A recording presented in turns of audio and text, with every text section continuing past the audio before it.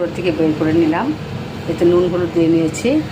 আর এদিকে আমি মশলাগুলোকে কষিয়ে নিচ্ছি। এতে আছে রসুন, আদা, পেঁয়াজ, টমেটো, এগুলোকে পেস্ট করা, আর নুন, হলুদ, জিরে গুঁড়ো, ধনে গুঁড়ো দিয়ে দিয়েছি। হলুদ আর একটু লাগবে, একটু শুকনো মরিচের গুঁড়ো দিয়েছি। আর দিয়েছি অল্প খানিকটা গোলমরিচের গুঁড়ো, পেপার পাউডার দিয়েছি। আর তেজপাতা, পেঁয়াজ সম্ভার দিয়ে মশলাটাকে আমি নেড়ে নিচ্ছি। একটু পরে মাছগুলোকে ছাড়বো মশলা কষানোর পর। এখন ড্রাই ফিশগুলো ছেড়ে দেবো।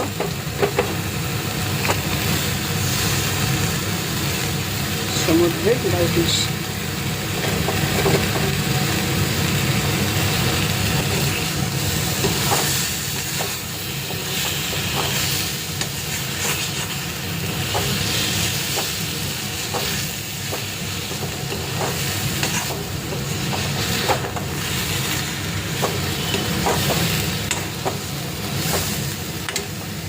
আস্তে আস্তে হবে।